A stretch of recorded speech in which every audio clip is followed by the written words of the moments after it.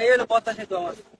এই দেখো, আসো, আরে আসো, এই পদ্মা সেতু দেখো, আমাদের হাজার হাজার কোটি টাকার পদ্মা সেতু, এই না খুইলা এখন আমার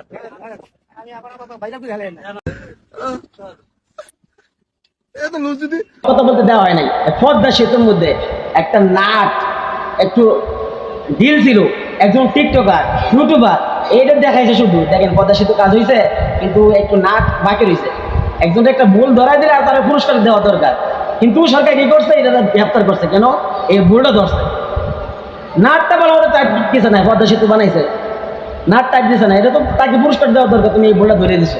কিন্তু তাকে অন্যায়ভাবে আরো তার রিমান্ডে নেওয়া হয়েছে, কেন এই ভুলটা ধরছে। এটা নিয়ে কি নাকি উপহাস করা হয়েছে। আর ইসলামটা নিয়ে উপহাস করলে তখন দলের এই যে পাঁচ আটা গোলামগুলো আছে তাদের কিছু হয় না।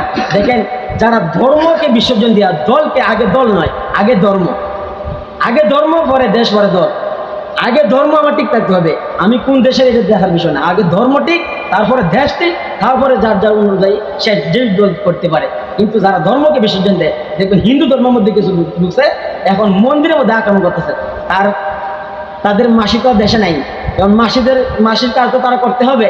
এখন এই হিন্দুদের মন্দিরের মধ্যে আক্রমণ করতেছে, বোঝাতে যাইতেছে যে উনি থাকলে হিন্দুরা নিরাপদ, উনি চলে গেলে দেশটাকে আফগানিস্তান হয়ে যাবে।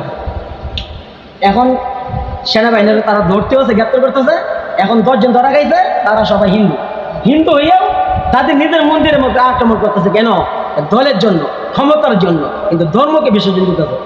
আমি কি আমার দলের জন্য, দল আমার ভালো সাপোর্ট করব, এজন্য আমার নিজের মসজিদের মধ্যে আমি আঘাত করবো? আমাদের মসজিদ, আমাদের সুন্নতের দাম আছে। সাহাবাই কেরাম বা তাবে তাবিন বা হক্কানি আলিম ওলামা যারা, তাদেরকে ইংরেজরা নির্যাতন কম করে নাই। দাড়ি, তারা দাড়ি রাখছিল, মানে কাটিয়ে তো দাড়ি জায়গা রাখে হাফ প্যান্ট পরা রাখছে, যেন সুনত মতো কাপড় না পরতে পারে। হাফ প্যান্ট পরাইছে, ওই যে ওজু পানি দিত, ওজুর মধ্যে ফস্তা করে দিত, পানির মধ্যে ফস্তা করে দিত, ওজু করতে দেয় নাই। ইংরেজরা এরকম অত্যাচার করছে। তারা কি করছে, দাড়ির মধ্যে ওরা হাত পা বাঁধতে দাড়ি কাটবে। তখন লোক বলতেছে, আলিম ওলামা বলতেছে, আমাদেরকে দাড়ি কাটো না, দরকার লাগে আমাদের জব করে লাও, তুমি দাড়ি কাটো। এই সুন্নতের জন্য, সুন্নত জিন্দা করার জন্য নিজের দাঁড়িতে গিয়া নিজের গলা দিতে রাজি। আর এইগুলাকে আবার মিথ্যা মামলা দিয়া তারা হেফাজতের সময় কোরআন শরীফ পড়াইছে। মিথ্যারও একটা সীমা রেখা আছে। এই জন্য আল্লাহ তাআলা